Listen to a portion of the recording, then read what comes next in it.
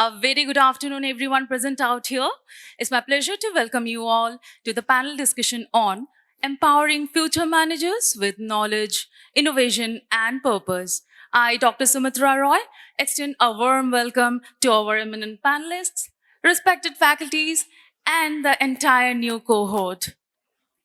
The management world is evolving at an extraordinary pace. And today's managers are expected to do much more than just achieve the business results. They must lead with knowledge, embrace innovation, and make decisions driven by purpose. Now, in an era shaped by technological advancement, global interconnectedness, and changing societal expectations. Now, these three pillars knowledge, innovation, and purpose have become very crucial for creating leaders who are responsible, resilient, and future ready. Now, today's panel discussion will definitely explore how future managers can cultivate the right knowledge, foster innovative thinking, and can have a strong sense of purpose to create impactful, meaningful impact, you can say, in the organization and society. Now, we are very privileged to have here with us today accomplished panelists who come from different background and bring an unique blend of industry experience, professional expertise, and leadership insights. And I'm confident that we will be inspired with their perspective and they will provide some valuable takeaways. Before we begin, I would like to thank our panelists for taking out time and being here and willing to share your experience with us. And to our students, I encourage you listen actively, reflect on the insights shared, and try to think where you can use these ideas in your academic and professional journey. So with that, let's begin with the questions. So I have very general questions, and we will start with Mr. Kedarnath. So your vision of leveraging innovation to shape the future of healthcare is really appreciated. So again, like just rightly I mentioned, it's a general question only. If you could redesign management education for 2030, what would you add, remove, or make compulsory for the students? I'll stand and answer. Oh, yeah. Good afternoon, everyone. We'll make this session little more interactive. We come with industry experience, so you can ask more questions. We'll give a perspective. We'll give our case studies, our experience that you cannot see in the books. That's the primary focus. See, all of us, we spoke about AI a lot. Okay, so we also said AI cannot take our job. That's very clear. But same time, we also have been saying, okay, let's take an example. We have seen calculator maybe 30, 40 years back, we have seen calculators, okay? Then after that, scientific calculator has come. What it means is different point of time, different tools and technology coming to enable us to increase our efficiency, to make us more efficient. Same time, let's say after scientific calculator, we would have seen Microsoft Excel, PowerPoint. Okay, those things are facilitated tools to increase our efficiency of that work. Keeping that in mind, AI also has come similarly. So what it means is AI will able to do routine jobs. Okay, we need to do something different at a high level job which human can do. Other example you can see, you would have seen in villages, bicycle people used to run. Okay, now bicycle has gone, now two-wheelers has come. Now slowly two-wheelers is going to four-wheeler, four-wheeler to air-conditioned four-wheeler. How things are changing, infrastructure is improving, so that is helping us to have a better life. So AI also will do similar way, nothing better than that, nothing worse than that. So we need to prepare for that. That's the only focus. Okay, so coming to AI point of view, let's say if at all we have to change our curriculum for the future leader by 2030, AI definitely need to come to curriculum. They need to be taught in a right way. Okay, so that we will able to take decisions as a business leader. Take an example, AI is teaching doesn't mean that how to use ChatGPT, how to use cloud AI. That's not important. Okay, what is important is in case of AI, so what is important thing is our judgment is important. If you do AI or machine learning, it'll give you algorithm, will give you some data, will give you some output. It's up to us how to use that output. What is machine learning? Machine learning will give some input. Okay, we need to train that machine so that future gives the right input, so it can be used. Okay, let me give an example. Let's say a QSR chain, okay, quick service restaurant. They have 15 restaurants in Bangalore. Okay, for that 15 restaurants, there's a central store, there's a local store is there.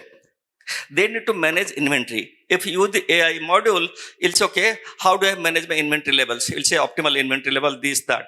But same time, we need to understand by applying our judgment, whatever output has come, how practical it is. Let's say a restaurant sitting in Bangalore, to maintain the optimal inventory, you say, okay, I need not to maintain inventory in the store level, I'll maintain inventory at the central level. Okay, that's the optimal inventory. Then we need to understand moving inventory from central store to, let's say, a local store, how much time it takes, what's the traffic condition, so on and so forth. We need to understand those parameters and use AI effectively by reteaching, learning the machine learning. That's the important piece. That way, AI we need to use extensively in our curriculum so that it helps us for decision making. Other thing also for the future business leader point of view, what's important is, okay, adaptability is very important. Okay, growth in curiosity is important. Okay, those are the skill set that has more value. How to bring those cases into the syllabus, that's a bigger piece to add to that. I have an answer. Thank you, sir. Wonderfully said. So, my next question is for Ms. Sonia. Ma'am, I just have gone through your profile and I'm completely mesmerized. So, your expertise in personal branding and professional presence has empowered countless individuals, right? So, do you find any difference? Like, how would you differentiate in between the management education and when you meet with those professionals, and what exactly the corporate expects from these fresh graduates? Thanks so much for your question. I think one of the biggest differences which we see in terms of what management graduates have and the corporate expectations would be the fact that there is one side there is knowledge and the other side it's demonstrating, right? One thing we all need to keep in mind, especially since we are all management graduates, as much as you might have theoretical knowledge, but the most important thing that a lot of these corporates are looking at would be a couple of things. One is clarity of communication, the ability to collaborate while working in teams, also critical thinking, and also how are you ready to grow, mutually build relationships, professional relationships in organizations, and most importantly, just like Mr. Chaudhary was talking about, the fact that there has to be flexibility and adaptability to change, right? Now, technical knowledge is going to get you shortlisted, but what is going to get you the job is what we call as soft skills.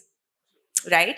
So corporates are looking at that. And what do we mean by soft skills? Of course, it's a huge, there are so many modules that are covered under soft skills. But some of the most important things that we need to keep in mind would be firstly, executive presence.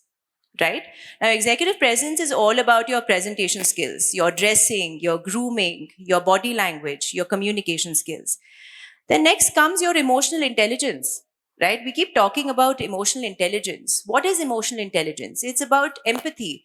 How do you put yourself in the other person's shoes when you are interacting with people? Now, we all must realize that once we are in the corporate world, it's a very different ball game altogether. So we need to be very open to these kind of things. And also, like I said earlier, the whole ability to collaborate, that would determine long-term success.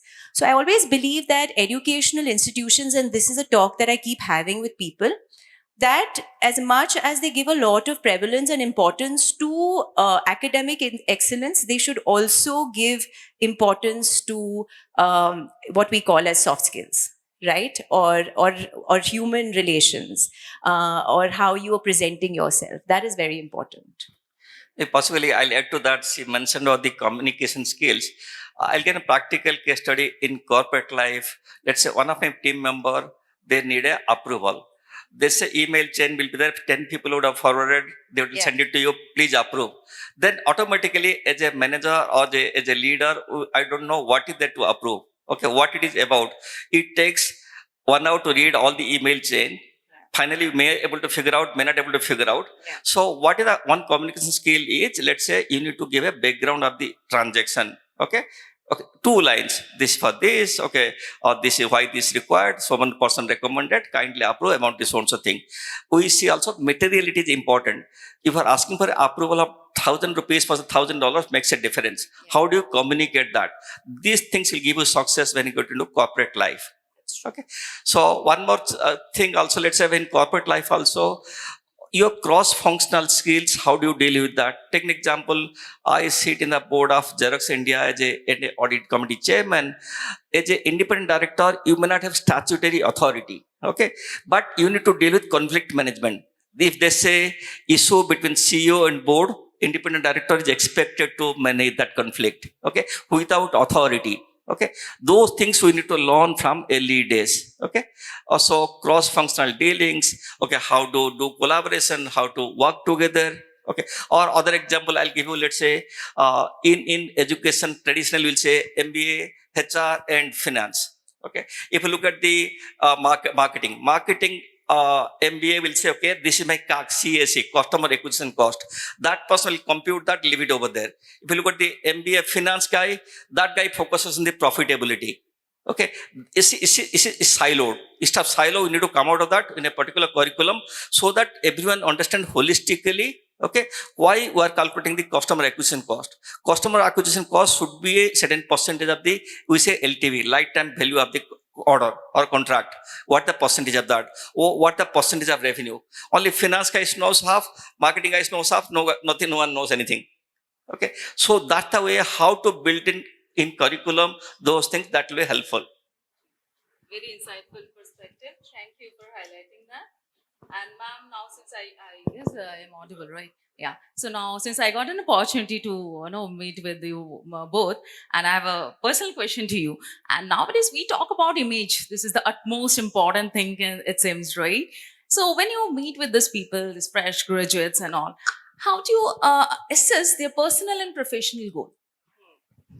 I think that's a very beautiful question. From my personal, again, like I wanted to understand this Yeah. perspective of yours. First and foremost, whenever I see, management graduates, I actually see myself in them. I remember I used to be very starry-eyed. I used to be very excited to enter the corporate world and everything. So I feel that everybody has, they have that spark in them. They have the capability of being dynamic. And I feel that whenever I meet them, this is the time because they are ready to learn. Because as we grow older, most of the times we get very fixed in our views. So they are ready to learn. So, when I interact with them, it's always very beautiful because the kind of questions that come my way are very Fresh. genuine. Yeah, very new and very seeking. So they're all very seeking. And I think the more they ask questions, the more they are willing to absorb, I think the better they're going to get. So That's wonderful. this is, I did that, so That's true. Thank you, ma'am. thank you. So again, my next question goes to Mr. Kedarnath. Sir, healthcare requires both efficiency and compassion. So what can future managers learn from scaling service where trust and human care are extremely important? Yeah, if you look at efficiency and compassion, they are both these sides of the pole. One is North Pole, other is South Pole. You cannot manage both. Okay, so how do you balance that? Let's see some examples in the healthcare. Let's say compassion versus efficiency. Take an example. You manage, let's say your let's say billing counter or let's say appointment counter. So if you put a process in place, You say quickly, I want to move people so that per 1 hour I'm attending to, let's say, 15, 20, 30 people, my efficiency increases.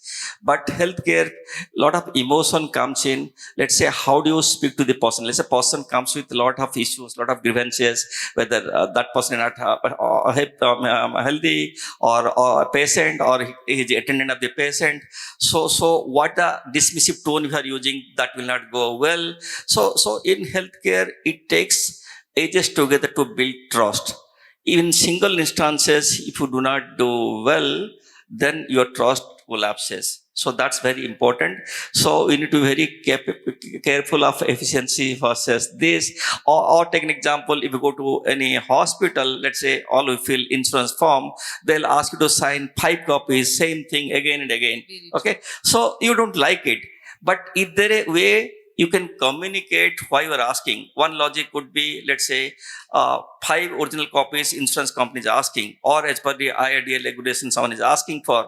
Okay, then overall it's a bigger issue. Let's say how digitization can happen on that. Okay, or third example could be, let's say I go to a large hospital, they say basement. Okay, they believe that they're given free Wi-Fi. They have done a great job. Okay, that's fine. But how you have implemented that? When you go to, let's say, basement, if you ask for a free Wi-Fi, it asks for a code. Code is being generated and send it through your telephone carrier. Your phone is not working. How will you get that code? Okay.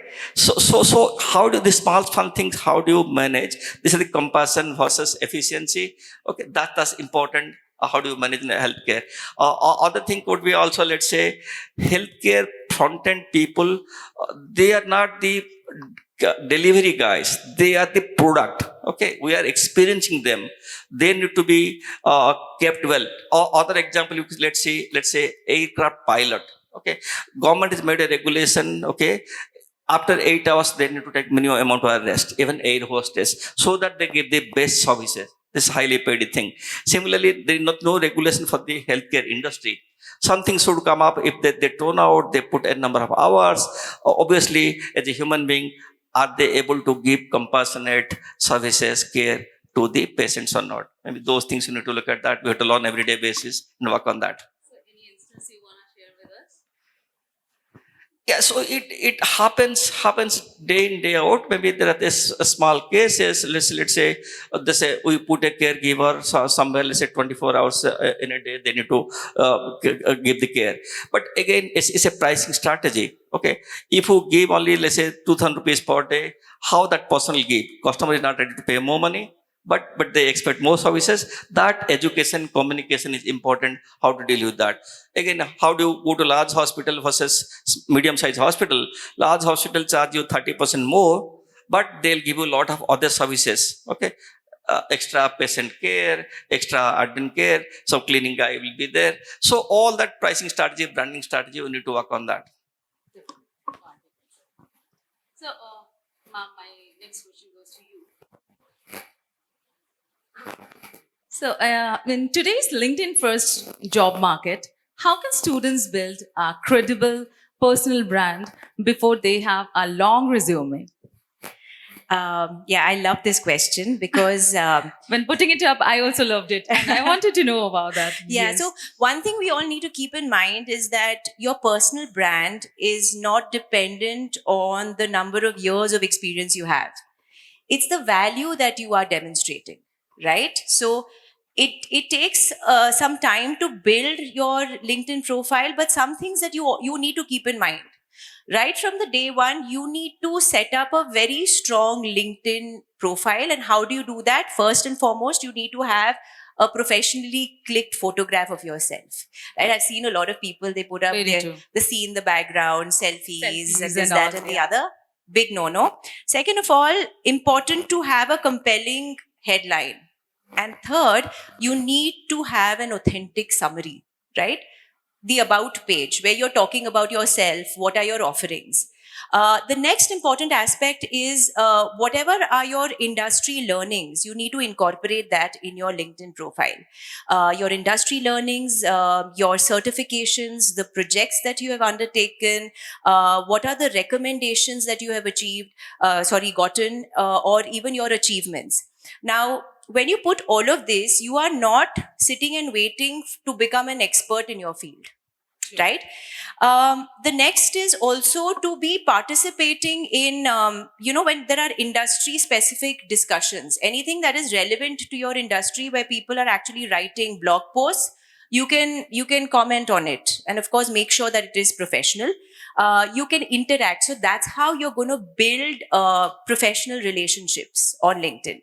And the most important thing that you need to keep in mind is when you're projecting yourself on LinkedIn, be authentic, be consistent, and be very, very sure that you want to be, you're projecting yourself as the person that you want to show yourself to the outside world. Now, what I always tell students is that your LinkedIn profile is literally like your digital first impression. True. Right? So when you've walked in, even before you've walked into your interview room, your LinkedIn profile has already introduced you. Great. And it's not about your achievements, not only about your achievements, of course, those play an important role, but you need to show who you are, what do you stand for, and what is the value you're bringing to the table. That is the most Sure. important aspect. I appreciate your point, ma'am, and I'm sure our students have made a note on that, and that would be even that will help them to portray themselves in the social media, not this professional sites, rather, I should say. So I have a question for you. I have gone to your profile, LinkedIn profile. You have worked with very big organizations. Now, what message you want to give to the students? Like, what they should know from this age, so that they can just have a bigger impact when they achieve a certain point. Yeah. For anyone, okay, technical or knowledge is a basic thing to get an entry to any organization. So important thing, any role is execution, execution, execution. How well you execute, how well you deliver. So if you've seen also many companies, corporate politics, this, that, we hear about so many things. But if you are good at your work, you delivered, your boss will like you, your team will like you. So that's the one mantra you have to do. With that also, what's important is ethics, integrity is very important. How do you manage that? So today, even we have seen as a business model also, we see how insurance selling is happening. Okay, so I read somewhere someone reached moon, then opened the phone, then okay, credit card call comes over there. Okay, Bada finance credit call comes over there. That type of selling also is happening. Maybe how it need to be regulated, those things you need to do, but focus on the execution, your ethics, honesty, integrity, and you should be curious. If you look at the child, earlier days, childhood days, let's say up to 5, 6, 7 years, people have a lot of questions in any instances, any scenario. As we grow, our curiosity comes down. But how to maintain that? Keep working on that. Okay. So every day I talk to my team member. I spoke to one team member. Someone said, okay, I want to change signatory in a particular bank account. Okay. Then next question is total how many accounts we have in the company? What are signatory in other accounts? They're not prepared. So how do you prepare and go? Suppose, okay. So what the difference between good and best? Okay, or best and excellent. Okay, that small things makes a difference. Okay, your curiosity. Okay, then how do you prepare and think through 360-degree before attending to any scenario? That's great, sir. Ma'am, any message that you want to pass to the students? I just would like to tell you all that, I think we all have started from somewhere, and I feel that, as long as you are your authentic self, like Mr. Chaudhary was talking about the fact that, you also need to, at some point in time, you mentioned about compassion, right? I think, the world needs a lot of compassion. So whenever you're working with people, try and keep these couple of things in mind. Work with compassion, work with dedication, try to learn as much as you can, because it's not just a specific age that you need to learn. True, We are very learning true. throughout our lives. So when you keep absorbing like a sponge, you're going to grow and you're going to evolve. And I would just say that, of course, maintain the boundaries, be very professional, adhere to. We were just having a conversation a while ago about maintaining decorum. So understand what are the company, what is a company protocol, dress code. Try and understand how do they want their employees to conduct themselves. Try and understand that, adhere to it, and just keep learning and enjoy the process. It shouldn't be, your job shouldn't be a task. It should be something that you enjoy. So try and take up things that you enjoy. And you're going to grow, and there's no looking back, and you're going to really you'll evolve as a human being. And I really wish you all the best. I think you're starting your new program, and I wish you best in your endeavors, and I hope you see a lot of success in your life. So thank you so much for having me. Thank you. I mean, I laid a couple of points on this also. Yes, sir, please. So other thing also in company we see people get into comfort zone. Let's say you finish your studies, go to a job, you get into comfort zone. So never get into any comfort zone. Try doing something different, some new areas. You may make mistakes, you may fail. That's exactly employee, manager, and entrepreneur that makes a difference. So that's important. Keep doing something new, even anything, so that then you can keep learning. Making mistake is part of life. Failing is part of life. We need to keep working on that. Should not stop. Yeah. Thank you, sir. Thank you, ma'am. So we will just have a quick round of Q&A. If at all students have anything to ask, we can take it up. Myself Pratik.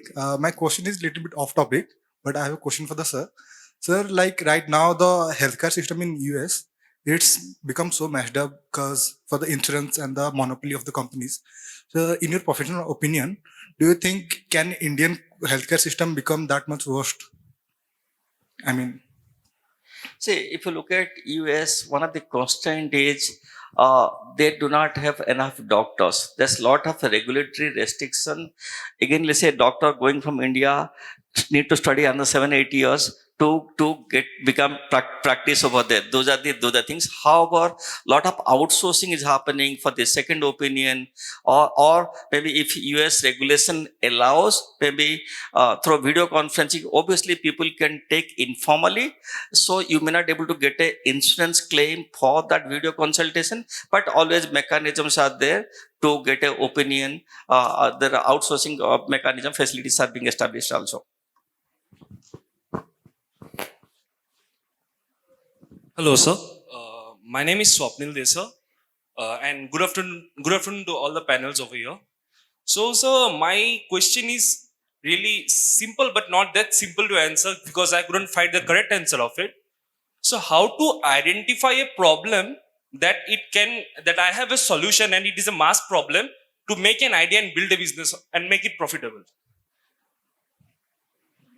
So you are asking us ideas, or you have some ideas we will validate? I want to. My question is how to find that idea that it has a mass problem and I have the solution of that idea. Yeah, so taking any today we see a lot of startups. Let's take an example.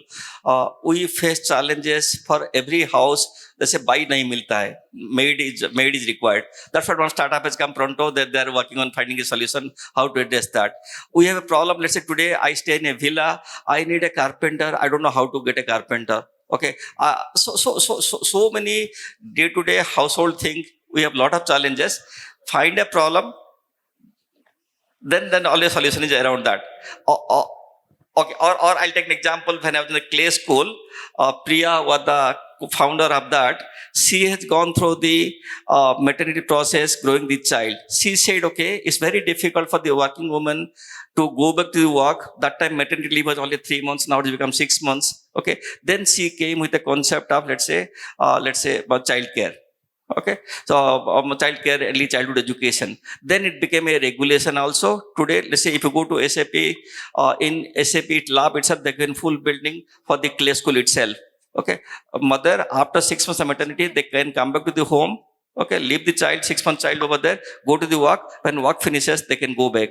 So it's very, very cheap, 30, 40,000 rupees. Even if you charge a premium charges, company can afford to pay. Let's say lawyer is there. Getting a new lawyer, replacing that is very expensive. Company can easily spend 1 lakh for that. So you find a problem statement, then solution is around. Then for that, you have to see is there a target audience who can pay for that. Then your viability comes up. Right?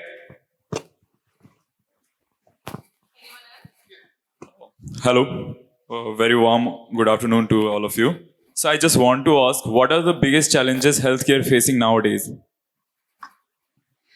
Yeah. So healthcare point of view today, our insurance penetration is very, very, very less in India now. Okay. So though Ayushman Bharat card has come, when you go to a small village, take an example, I had a relative in Odisha.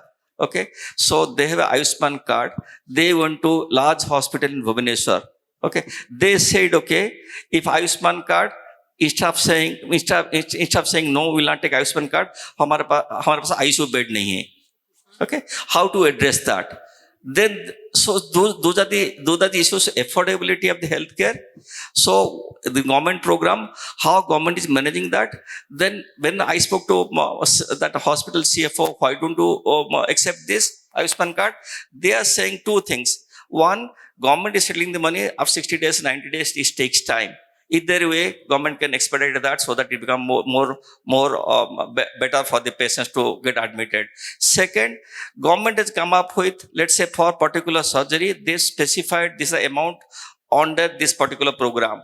So, but if you don't go under Ayushman card or particular insurance cash basis, hospital is ready to charge anything. So those are the challenges. Only competition can address the issue. Okay, so when all of you young entrepreneur need to come up with some ideas, okay, how to address the issue, either tech or physical hospital you need to build with more competition, you can solve the problem. Hello, myself Saili Thakre and very good afternoon, ma'am. We are happy to have you here. So basically, I have a question for you, ma'am. So basically, if I want to start a company in self-care or beauty, basically I have a couple of ideas, and if I say I want to go in that zone, so what kind of points I should keep in mind? Okay, this kind of product I should make so that even the customer, faith, trust, what kind of points I should consider while making or while starting my company, so that I have certain points to keep in front of the customer to gain the trust and all sort of thing in like self-grooming, self-beauty, health, in terms of everything, basically self-care. Right. Thank you so much for your question. So, some things that you need to keep in mind. You have to remember now, with advancement of technology, there's so much of awareness that has been created, right? And along with that, there are a lot of products that are available in the beauty sector. Now, people are also going to Korea and they are getting their products from there. They're importing products and then they're putting their own brand name and then they are selling it. Now, you have to remember a couple of things, because most of the people nowadays are looking at anything, like even if it's for hair care, they're looking at paraben free, sulfate free, a lot of organic things. So the more organic it is, the better it is, right? That's what people think. So you need to first and foremost do a lot of research into understanding what is your market. Understand what kind of category of people you're going to target. If it's going to be only beauty products for women, it can be skincare, right? Like, for example, I'm just talking about a serum, right? Along with the serum, you will want to create some other products which you want to sell, because just the serum is not just going to help, right? So along with that, you'll need to see what is your target market? So you'll have to see the age group of women. So basically it's a demographic thing that you need to do. So understand where are they, what are they working professionals? Are they students? All of that. Then you'll also have to understand, are you going to be able to, basically produce it yourself, or you're going to outsource it and then put your brand name? That is another thing, right? So then when you outsource it, you need to also look at the quality aspect. Because I will tell you one thing personally, even if I sometimes look at, the pricing, but I will also think about, if it's so cheap, then maybe the quality of the product also might be cheap. So you need to see you should probably do small little surveys with friends and acquaintances and family members and understand what kind of products they use and what is the price range. So that one by one, you need to take step by step decisions and then decide how are you going to, where are you going to market your product from? Are you going to manufacture it yourself? And then you can decide to, how you're going to, position it. So you will have to do a couple of months of research. I have friends who are, people who are from the medical fraternity, and if they have created skincare products or even for babies and all of that, they have done a lot of research for at least a good couple of months or even a year before they've probably imported the products and then started, selling it. So you'll have to do a lot of research before you start or basically manufacture your product. I hope I've answered your question. Okay, great. Thanks. Thank you, ma'am. There's somebody who has raised their hand. Is there anyone else to ask? I can see someone raising two hands. Yeah, one more, it seems.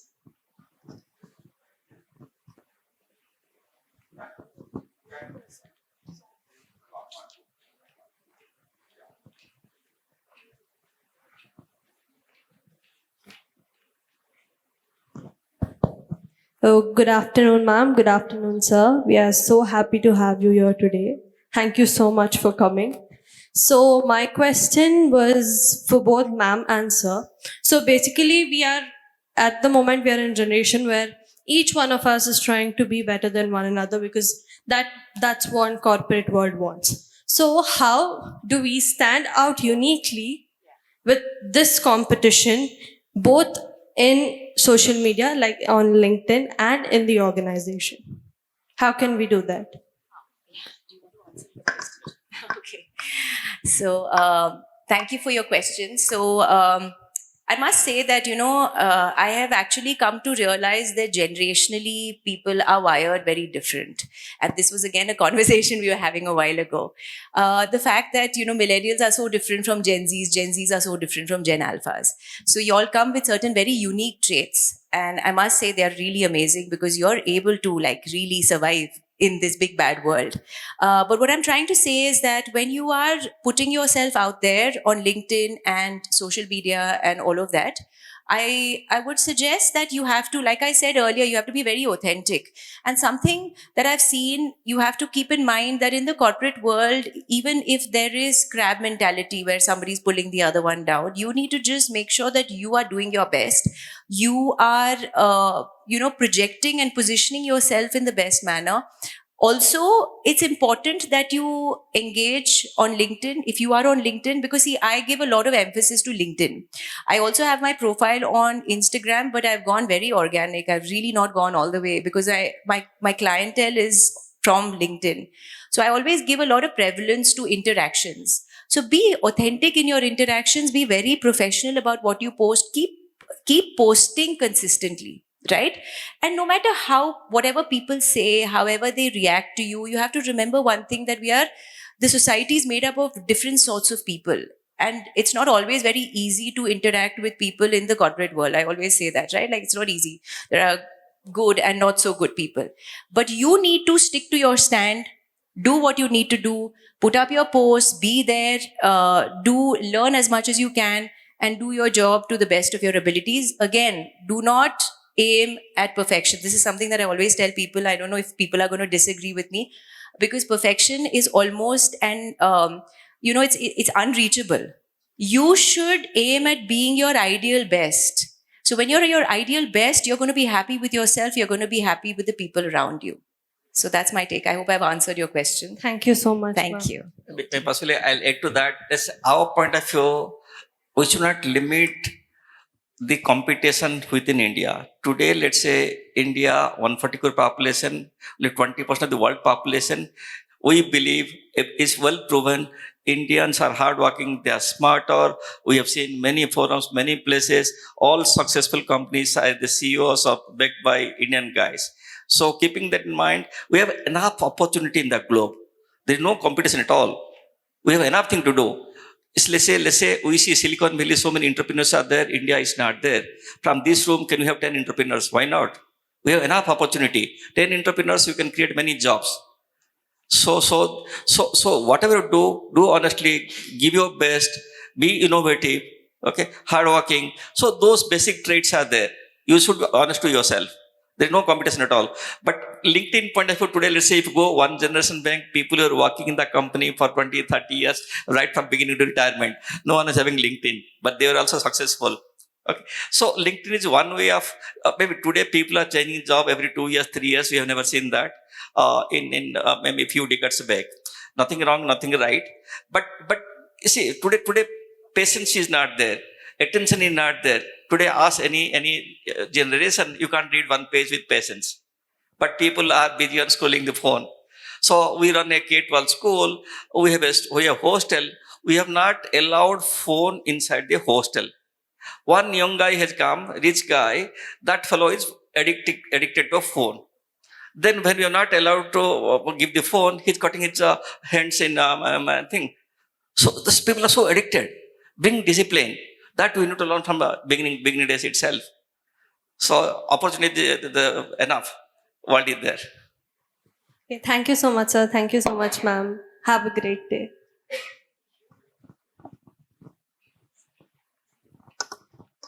All right. As we conclude today's insightful discussion, one message stands out clearly. Successful managers of the future will not be defined by knowledge alone, but by their purpose, adaptability, integrity, and ability to create meaningful impact. Our distinguished panelists have reminded us that leadership is about balancing performance and purpose, building influence through values, creating authentic personal brands, and driving innovation with compassion. To our students, let this conversation be your inspiration. The future belongs to those who continuously learn, think critically, and lead ethically, and remain committed to making a positive difference in the lives of others. On behalf of GIBS Business School, I extend my heartfelt gratitude to our esteemed panelists for sharing their valuable experience and perspective, and to our audience for your enthusiastic participation. Thank you all. Let us continue this journey of learning. Have a wonderful evening. Please stay back for the felicitation. Thank you. It is now time to thank our distinguishing panelists for gracing us with invaluable presence. I request our faculty members to come forward one by one and present a token of appreciation to each panelist.